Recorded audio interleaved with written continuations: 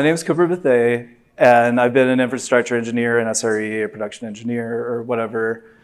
I worked at Slack and Google. I worked at a couple smaller places too. I worked at Foursquare, not Square, Foursquare, and SIFT, formerly SIFT Science.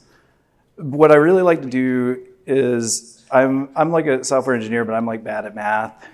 I like people. I'm better at people than I'm at math. And I kind of ended up in this place where I'm doing a lot of work on site reliability and uptime, mostly because I was willing to hold a pager. So it turns out in the end that this all adds up to me enjoying leading large infrastructure projects where the users don't really notice anything, except at the end, everything works better. This talk is about one of these projects. I was an engineer at Slack, and I led a project to convert all of our user-facing production services from a monolithic to a cellular topology. How many of you use Slack at work? Great. So you totally noticed when we did the... Clearly, this project needs some justification. And that's what my VP thought too. So I'm going to start by describing how we kind of came to start this project. And then I'll give you an overview of how our production environment looked before, and then kind of how it looked after. And these will look kind of similar. And you will wonder why this was so hard that I got to do a talk with a packed room of people at QCon, because we didn't even invent an algorithm or anything, right? But yet this project was hard, and I think projects like this are hard. We tried to do this at Slack once before, and it never really got off the ground. So part of what I'm going to talk about is how and why our rendition of this project actually succeeded.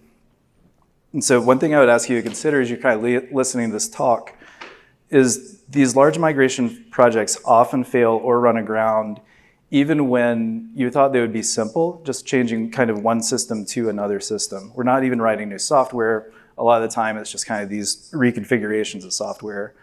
Why is this hard? And this is some good old AI-generated slop that I made about a ship voyage, because a lot of these pictures are copyrighted.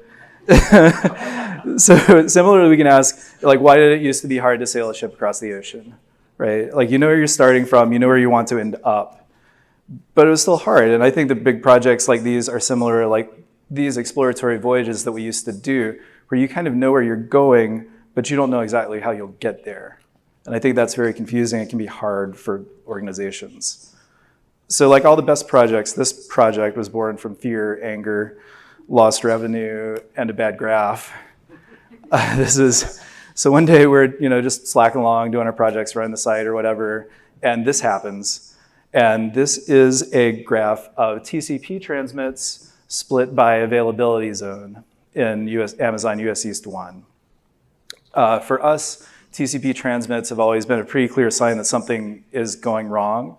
Packets are getting dropped somewhere, whether it's on one of the endpoint nodes, there's networking hardware in between, something is not good and we need to take a look at that.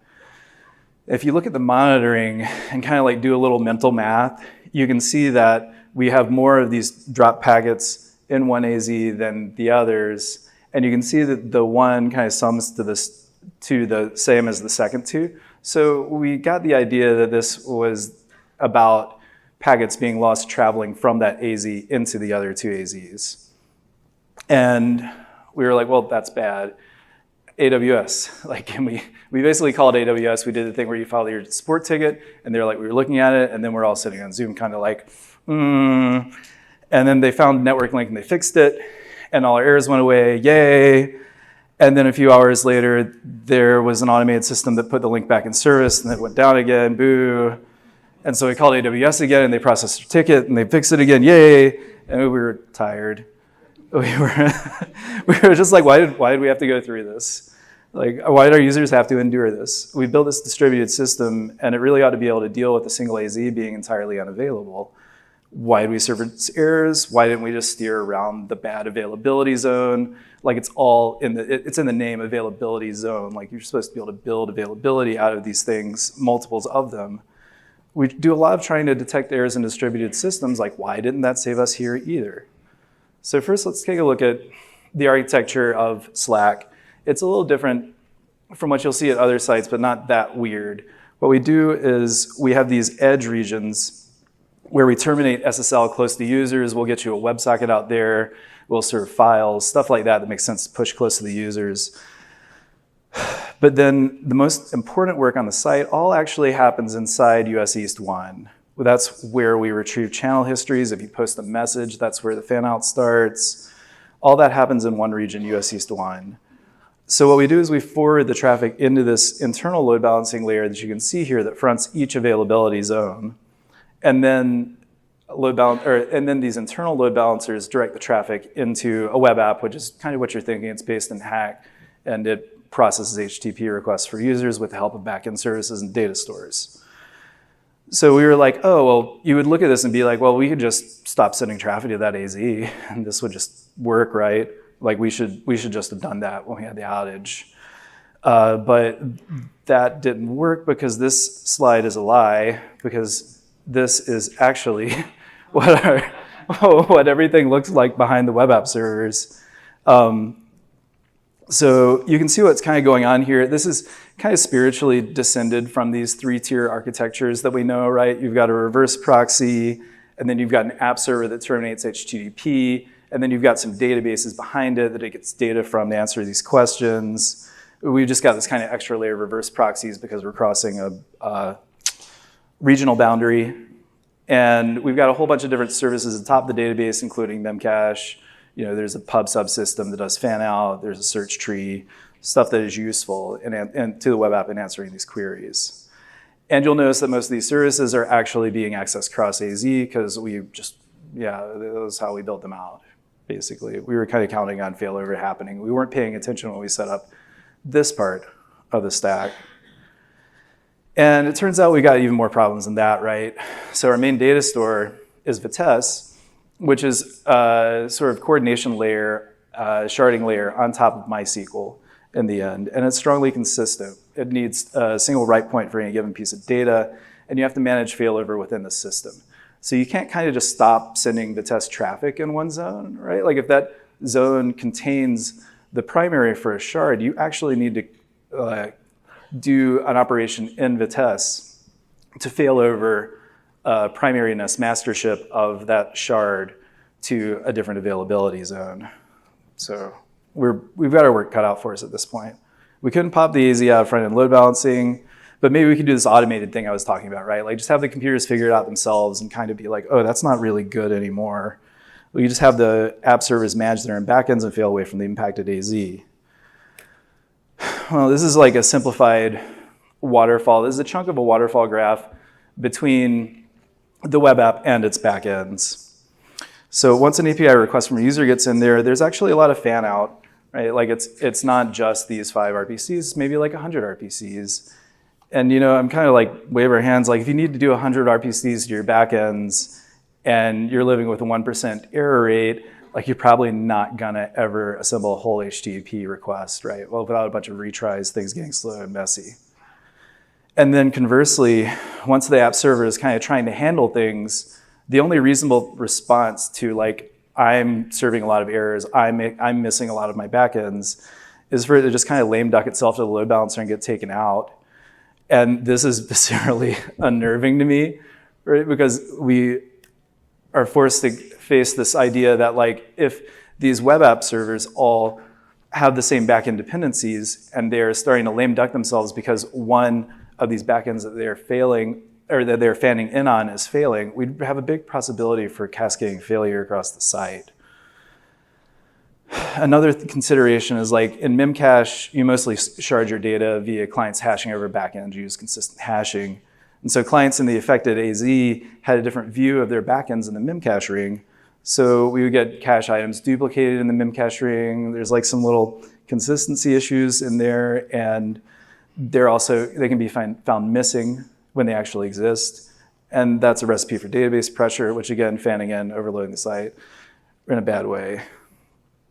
So we kind of like thought about all this, and we were like, oh, it's actually hard for the computers to do the right thing here, right? Like we want sort of like perfectly all the web apps in that one AZ to lame duck themselves and none of the web apps anywhere else to lame duck themselves.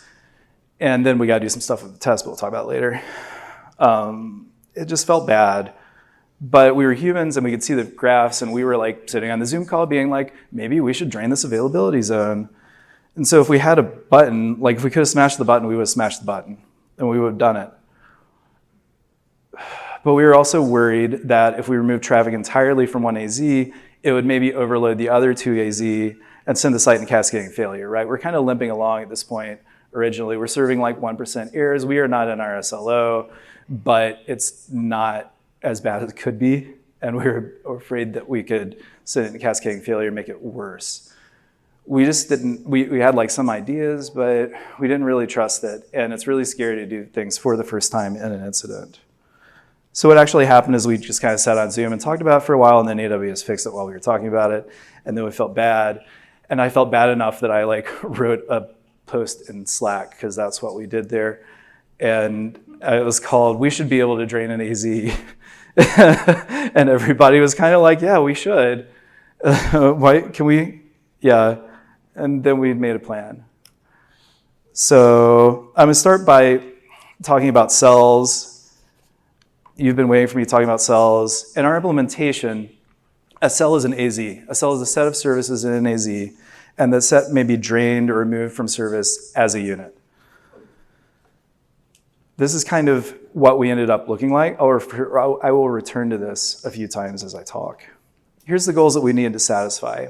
So we kind of took this backwards, right? We arrived at this cellular design by considering this sort of actual use case that we had, which is we wanted to be able to drain an AZ as much as possible.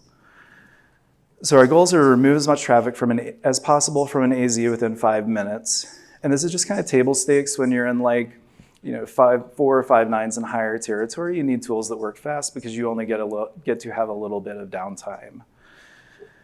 Drains must not result in user visible errors. One of the things about being able to drain a data center in AZ is that it's a generic mitigation. As long as a failure is contained within a single AZ, you can just be like, something is weird in this AZ, I'm gonna drain it. And you can do that without understanding the root cause, and so it offers you a chance to make things better for your users while you're still working on understanding what went wrong. But if we add errors by draining, we're probably not going to want to do that because it will make our SLOs worse. Drains and undrains must be incremental. Kind of by the same token, what we want is we want to be able to like pull an AZ, fix whatever we think broke inside that AZ, and then leak a little bit of traffic back in there, just like 1% or something, and be like, oh, are we still getting errors? Did we fix the thing? Like, it's much better than just kind of dumping all the traffic back in there and, woo-hoo.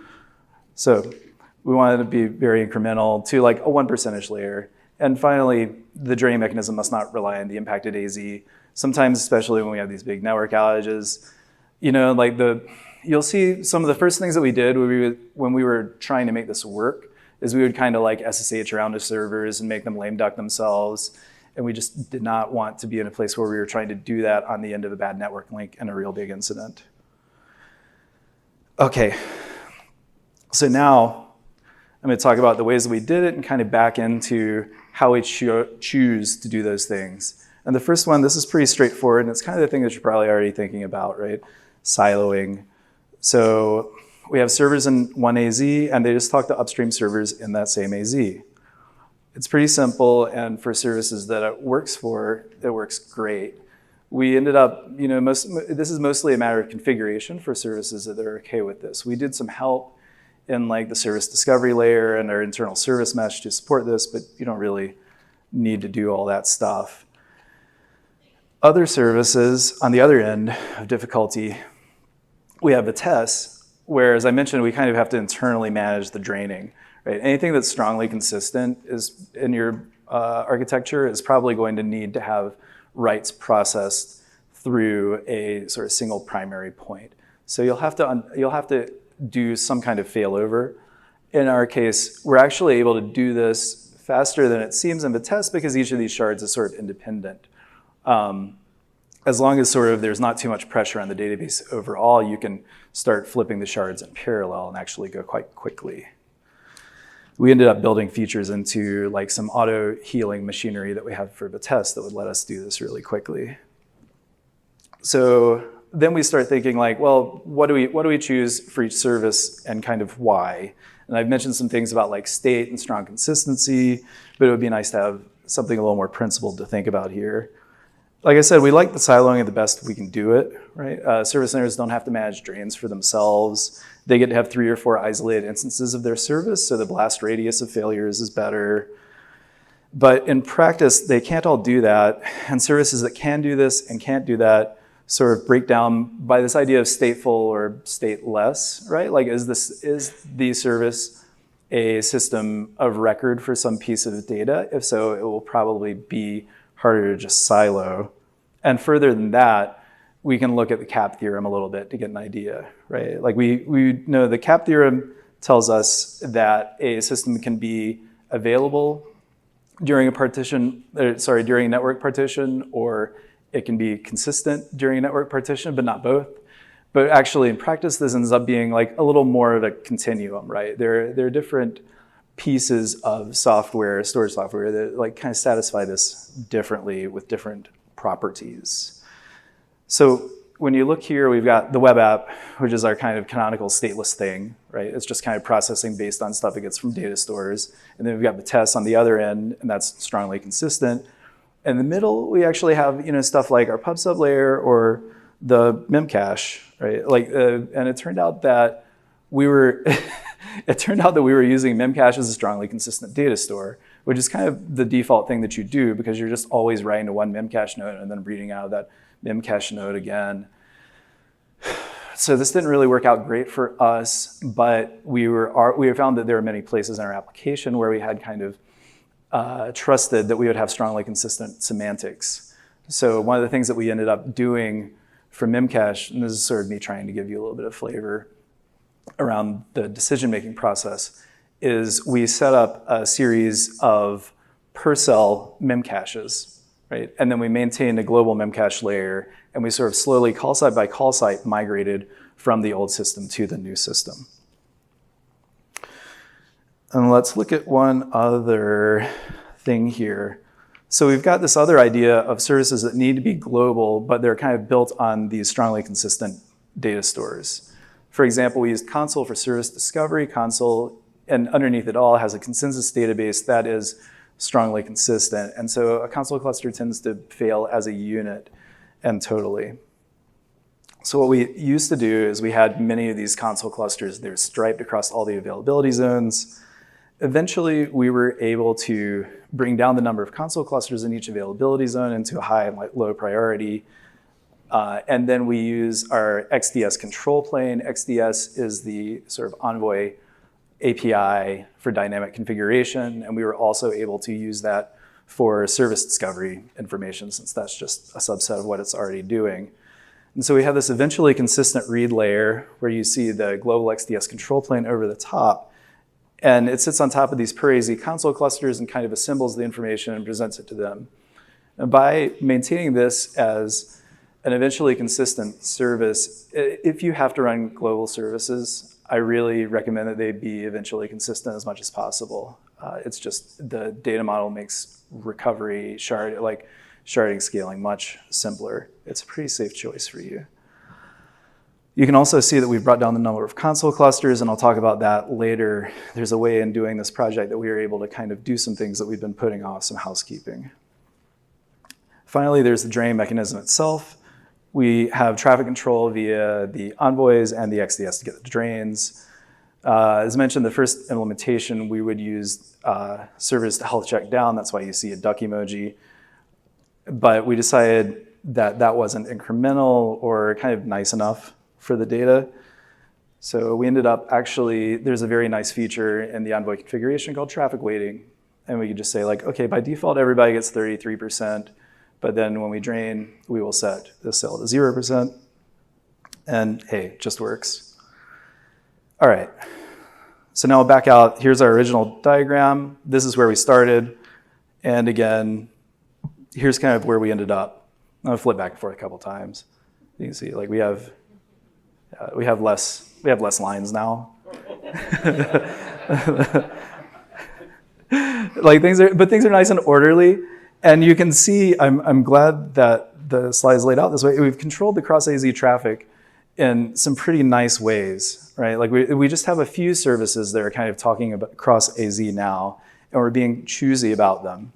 And we can treat these services with more care, right? Because we're kind of letting them break some cellular boundary, and there's some potential for bad data, like poisoning, like for them to put load on other cells. But fortunately, these are already like our databases and our systems that are like the system of record for data. So we're already kind of being careful about them. Like everybody who runs databases says it's hard. I've always avoided it.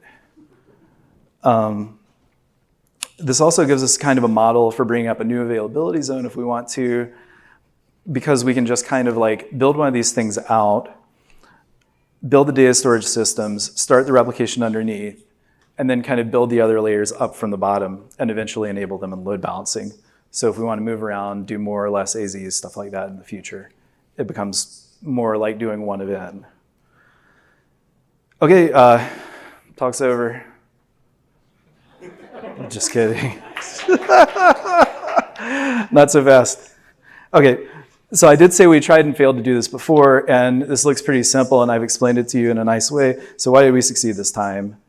And this is the part of the talk where things get messy, and we're going to talk about people's feelings and why doing stuff is hard. So the first time we talked about doing this, we were going to kind of make these empty isolated cells and build all the infrastructure into them, and at some point go lights on and cut over. And among other things, there were going to be sort of solid network boundaries between these cells. So there's going to be a bunch of data repartitioning, and it gave us a lot of nice properties. But in the end, it was sort of too hard to do. And the reason for that is because we couldn't stop working on features. Like customers did not care that you're doing this, right? None of your customers care that you are rebuilding your production environment, I promise. And at the same time, we're talking about building this like very beautiful system here. This is a lot different from the old system, right? So the whole time we're like kind of building these, we're maintaining two very separate environments and production topologies. This is a big drag on productivity because you have to make everything work twice and then keep it working. The environment that you're not using is going to kind of like decay over time and stuff. Not everything is going to be covered perfectly by integration tests. Weird things will fail, monitoring. God help your monitoring. Like, there's a lot of divergence that is happening when you're kind of working in this mode, and the mental overhead is really high. We were like, well, maybe we could just like suffer through it for a quarter. We were like, well, we couldn't even do this in a quarter, and you can't take a quarter off work for your whole infrastructure organization to do stuff. Like that just was, so there's no way we kind of like flip it out really quick. The resource costs also an issue. If we're kind of like paying double for the site the whole time, we're gonna go broke. All to say, like in the end, we kind of abandoned this design not because the end state was flawed, but because we couldn't really find good answers to the concerns about how we actually develop and roll it out, right? The core property that this solution is lacking is incrementality. We can't really move smoothly back and forth from the old regime of things to the new regime. We can't keep working on other stuff at the same time without doubling effort. Conversely, we don't realize any value from this project until we cut everything over to the new system. There's a very real risk that it'll get canceled along the way. We'll start trying to cut over the new systems and realize that we were worse off than before. And so then we've just made a big mess and everybody's mad at us. None of these problems are really, again, entwined with the beginning or end states, right? Like in these large projects, it's the messy middle where all the complexity and risk is lying. Like you have to respect the migration process. It's the most important and the most fraught part of any big project like this. So at this point, we kind of went to the literature, actually. People may be familiar with this. This is called the slime mold deck. A lot of people do. This guy, Alex Komorowski at Google, wrote it. If you just Google, you can see the URL here, but also if you just Google like slime mold deck, it's the first thing, and then a bunch of Reddit stuff for slime and decks. But it's actually about how these coordination headwinds can slow progress on projects in large organizations. And as Alex states, the problem is that coordination costs go up as the organizations grow larger. And that's what actually this is all about, right? Coordination costs. Our original plan required us to kind of tightly coordinate across every service at the company to sort of build these empty cells all the way up before we could turn them on, right? We can't really set things up so that engineering teams can take bites out of the problem for themselves, sort of quarter over quarter, right? Like they're just gonna be supporting two separate environments. Every team is going to support two separate environments until everybody is done. So what do we do instead? We embraced this approach where we're kind of doing bottom-up development. So we went service by service and really figured out what made sense for that service. You remember there's that kind of rubric with like AP and CP. I told you about, like, we actually, the people that working on the core project team, we just kind of sat down with each service and worked on developing kind of like a one-pager for, like, well, maybe you can't just be siloed, or maybe you can't just failover now, but like, can we get to that place, and what do we need to do that? Then also, one of our goals here, one of our tactics, I should say, is that we really embraced sort of good enough, right? Like one service not being compliant with this does not risk the whole project, right? Like we can't like not turn the thing on because one service got delayed a quarter. People have outages, like priorities change. We need to not coordinate so tightly. We need to make it so things converge. So the concept laid out in the slime mold deck, I'm not going to say this anymore, is this idea that instead of doing a moonshot, a straight shot for a very ambitious project, you should do a series of roof shots where you're not necessarily going the most direct route, but you're kind of locking in value at each step of the way, right? Each service, in my example here, that becomes compliant locks in value for the project and reduces our execution risk. So we don't go straight to the goal, we use it to site by. Another way to look at this is we're willing to sacrifice some efficiency in return for a reduced risk of failure overall. So we operated at Slack in this way where the infrastructure teams were in the same organization, but were largely independent. And I think this is pretty common at large organizations now. A thing that I believe is that most services operate at like kind of a local maximum of efficiency. Like there's some people show up and are like, oh, this service is terrible, that must be awful. Like you must have designed it in a dumb way, but I don't think that's true. Like all the people that you're working with are actually smart just like you are. And they have just been operating under different constraints. Services evolve over time. Every service owner in particular has a laundry list of technical debt that they want to clean up and they never have time to. And that is because tech debt is the price of progress. It is not some kind of engineering sin. Well, some of these things that service owners want to do and never get the time to do will make cellularizing things easier. So in our big project, we can give these teams air cover kind of to reduce some complexity before they add it back. For example, in the service discovery system, returning to this example, so we used to operate all these kind of functionally sharded console clusters and they spanned AZs. And the idea here was that we would like separate these internal Slack servers from stepping on each other's console clusters. But that wasn't actually the greatest idea because it turns out, once again, customers don't care. Any of these critical services being down basically meant that Slack was down for everybody. We just kind of, we just kind of knew which finger to point which service to point the finger at one of these outages. So in the spirit of reducing complexity, as part of doing the work, we just moved to these high and low SLO clusters, each within AZ, and then we assembled the service discovery information over the top using the XDS layer that I talked about before. And we were able to collapse all these functional clusters into sort of high and low priority clusters. And the idea is like we don't like the high priority clusters aren't like better and we don't run them better. We just expect more from the customers of the high priority clusters, right? If you're a critical service, you need to be attached to a high priority cluster, and then you need to be careful about how you use that shared resource. But that's, again, this is one of these things like selecting the data stores where we're able to kind of like zero in on these extremely critical services and expect a little more from them. As it turns out, teams love this. Like even if the team that you're working with isn't really sold on cellularization as a project, they almost certainly think that their team has a lot better work to do, and they're right, they can get some work, they can get some value to themselves just from kind of like cleaning up the tech debt. So you can see how this kind of leads to a place where the teams have both flexibility and enthusiasm to work on this larger product.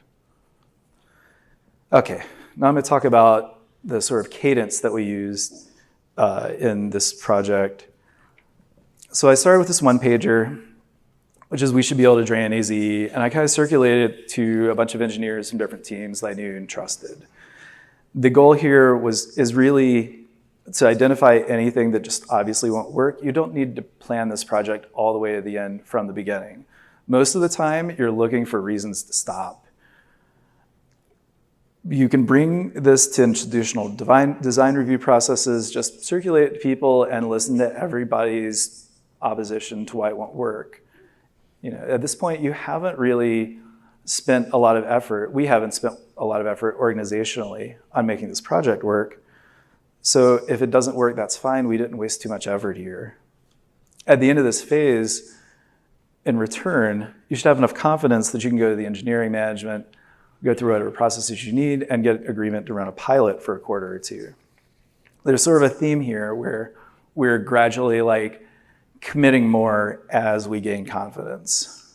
So at that point, you want to start with several high-value services and engage deeply to make progress. It's important that they are sort of high-value and critical services because those services are probably the most complex and because they will pay off faster in terms of like when we get them cellularized. There we go, a big chunk of value from doing that service.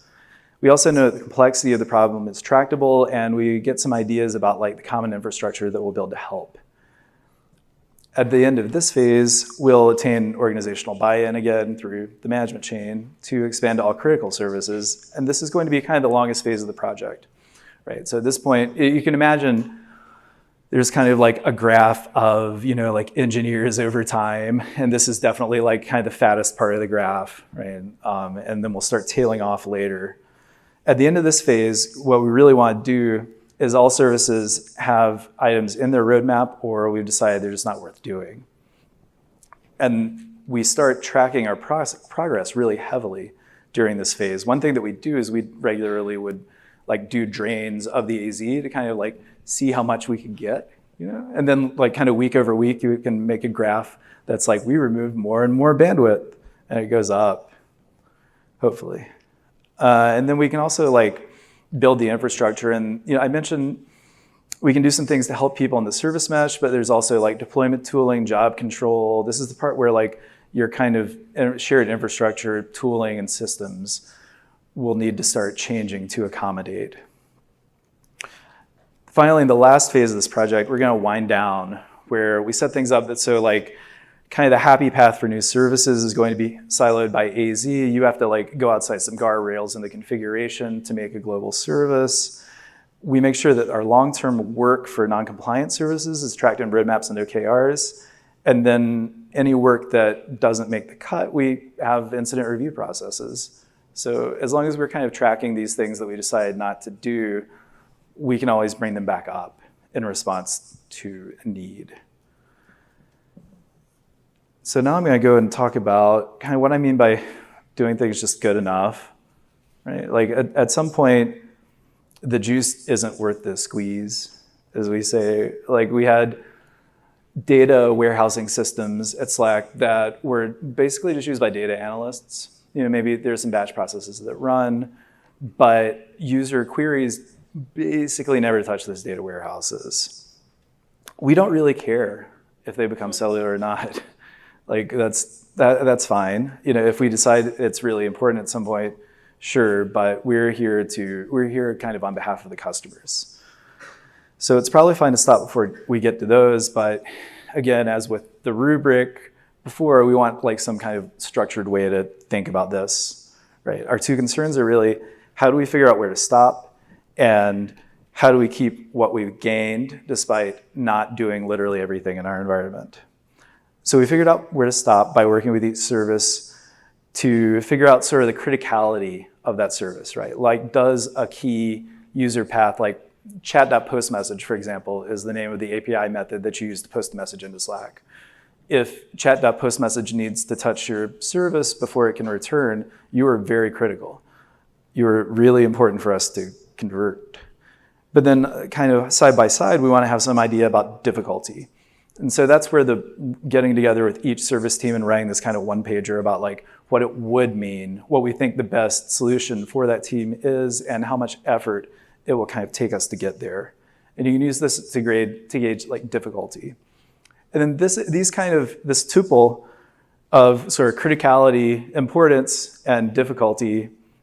Criticality and difficulty is a good way that you can kind of interface with engineering management about this project, right? Like you can be like, well, this is important and hard. This is important and easy. This is not important and easy. This is not important and hard, and kind of do this like Eisenhower decision matrixy thing. We did a lot of these in phase 1 and 2. And so then when we got to phase 3, which is the very wide phase, everyone was kind of used to looking at and talking about these things. So it wasn't sort of like, there wasn't a lot of kind of back and forth about whether we were doing this the right way or not. And again, incrementality is most important, right? Like some of these efforts, you should expect some of these services will need to take maybe a year, right? Like more than a year to really get everything done, because sometimes your most critical services are the most backlogged services, and the most difficult to maintain. So we kind of need to maintain an awareness of where the moon is as we roof shot along quarter to quarter. So we made it so that each team's engineering roadmap actually had compliance with this program as a goal. Quick sidebar is that I believe that engineering roadmaps are just completely crucial for teams in infrastructure in larger companies. If you just have a short document that says like, this is what our service is like now, this is what we think our service will be like in a year, and here are some ways that we are kind of getting there. It's just a very powerful tool to communicate both outside your organization into the rest of the engineering organization, and it's a good way for team members to understand kind of the value and importance of their own work. I love a roadmap. Finally, we measured our progress. It says process, but I meant progress with weekly drains. We basically decided like, well, you'll remember we were worried about the capacity implications of it. And we were like, well, you know what, like every Friday, I don't know if any of you guys noticed this, but every Friday for a while, like around noon Pacific, we would drain the AZ and kind of see how far we got. And then we'd kind of, we'd watch the number go up and up over time. And we would get, we'd do like 10%, and then we'd be like, ooh, can we do 20? And then like kind of keep pulling traffic until we got scared. I think we only broke stuff like one time. But it was really good because it was a great signal for us to give to the company that we were like getting something done, right? Like it's sort of meaningful. It's the amount of bandwidth that's left. It is like a reasonable stand-in for user requests going through there. And we were able to make it move. And when it stopped moving, we could have conversations about that and when we could expect it to move again. So this is where we actually ended up. Siloed services are drainable in 60 seconds via the load balancing layer. The Vitesse automation reparents the nodes away from the fast AZ as fast as the replication permits. We didn't get all the critical services there 100%, but they've all got their roadmaps. If there are, one thing that you can use if you feel like things are getting deprioritized for too long is like, well, is it that important if they're not having outages? And maybe it's not. Conversely, if they have outages, maybe cellularizing would help.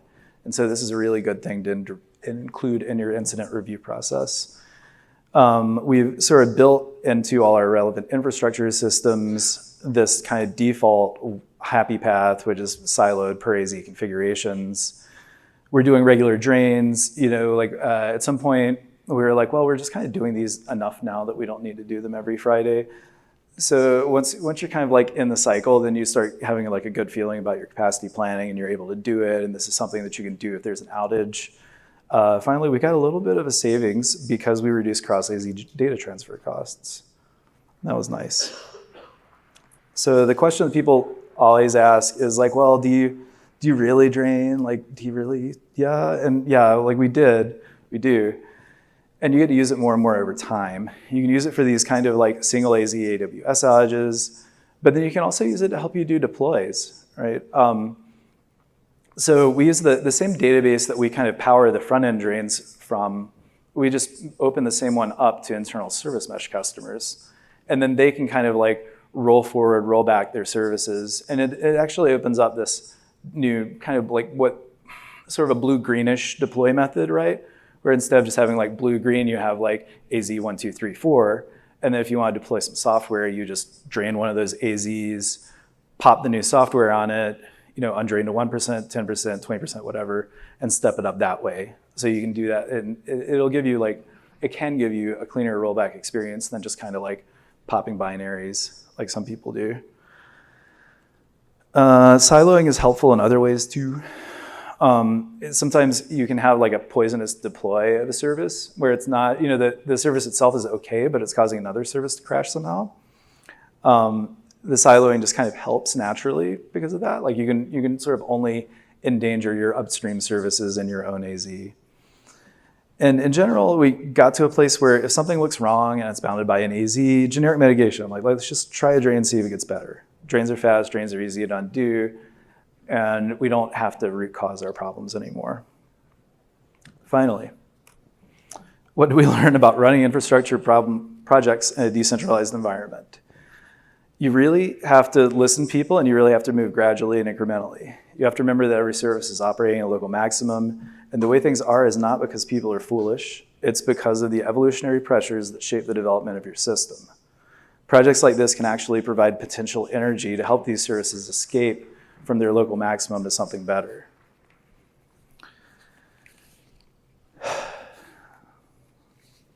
So that is actually my whole talk. I thank you so much.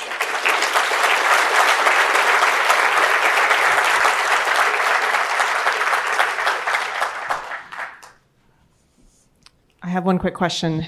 Have you had someone have an outage that this would have helped and they hadn't completed the roadmap yet? Has that happened yet? Yes. That actually was very satisfying while we were in progress. Like people would be like, oh, we have this outage, and we'd be like, well, siloing would help you. Actually, have you considered doing our program? All right, any other questions?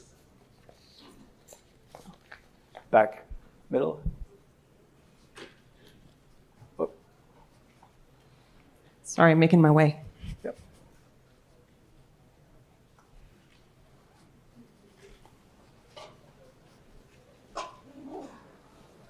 If you're wondering why I'm walking the long way, it's so I don't walk in front of the camera. All right.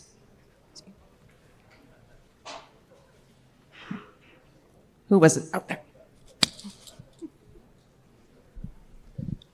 Hey, good afternoon. So at my company, we do something very similar to this every week where we're draining. It's not in AWS right now, but we often run into challenges convincing leaders that this is a smart thing to do because sometimes putting strain on the system will have some impact. Did y'all have that, and how'd y'all overcome it or address it? Yeah, it's people, especially when you first start doing this, people will get anxious. And you are like, you are removing capacity from a system. I think there's two ways, like you can either kind of do it like the inductive or the deductive way, right? Where you either like kind of pencil it out and be like, well, we should be able to do this. Or you can do what we kind of actually ended up doing where we would do these drains and kind of like walk them up slowly. And then like if things got hot. But also there is, I think, a compelling argument to be made that if you can't do it when things are like pretty normal, then you really shouldn't be doing it when things are really bad. All right, anyone else? Did it impact going to silos? Did it impact your CD continuous deployment negatively or positively at all? The question was, did going to silos impact our continuous deployment? Tremendously, actually, because we ended up redoing the way that we did deploys entirely. So we used to have a deployment system that it did a lot of stuff, but in the end, it kind of went from maybe like 10% to 100 spread across all AZs. And so we actually reworked it to sort of fill up an AZ first and then spread across the other AZs on the idea that we could just simply revert that AZ by draining. And as it came up, you would shift